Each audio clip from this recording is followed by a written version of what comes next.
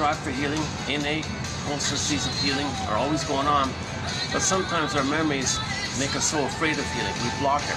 So we study this blockage, shine a light on it, see if we can loosen it up a bit to allow the healing kind of thing. But that process involves numerous factors.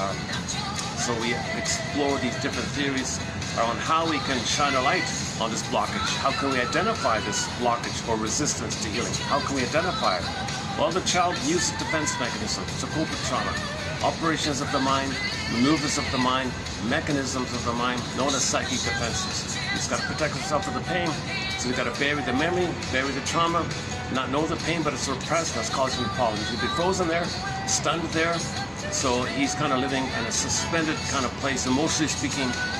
Yes, the rest of them develops. He can still get 10 PhDs, 10 sports awards or whatever, but we live to the extent that we feel embodied, we feel real and alive, we feel the golden ball, the blue jay, the radiance called embodiment and soulmate. But that part of us, that authentic core and soul part of us called embodiment and soulmate gets frozen early on with trauma. And that's the issue. So the freezing is kind of a protective thing. So fairy tales are very good for this. They would symbolize the feminine element, this soul meaning the feminine element, feminine the Venus, the ontological self, the sense of self, the Venus, the body like the moon, the sweet inexhaustible fullness of being, and your feeling comes from the being. I feel there for am, so the am is the authentic am is the feeling, that kind of where we live and love kind of place.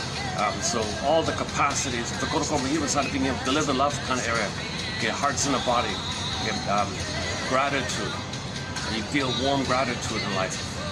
Pleasure in the present, blue jay, okay, and you know what's unique about you, which you express, called meaning, pleasure, path of heart, because everyone's unique, and you want to express what's unique about you. Everybody's got a gift like that, nature's greatest miracle, and so on. So you want to identify what's unique about you, you need that I there. Now with that I, you also have the capacity to more losses, because there are losses in life, so the I is needed to admit a loss. I felt a loss, there's got to be an I there. And sadness can run the console, express the greed called mourning, and joy can come back. So joy and sadness are kind of primary like that. Because we're learning, nothing's perfect, we make mistakes as we're learning. So you feel badly, you can share and articulate the things you did that you feel badly about. That has a quality of integrity that you feel badly. When you specify and you admit the thing you did, clearly specific, call an apology. To make an apology, you need an I for that. So this is the real I we're talking about. Not the defensive I, the false I, the neurotic I, or neurotic pride I, or this vindictive pride I, some kind of other kind of I, this defensive I, this made-up I, narcissistic I. So there's two kind of I's like that. So we're talking about the authentic I, the real self, this is the core I. So in the Greek myth, this core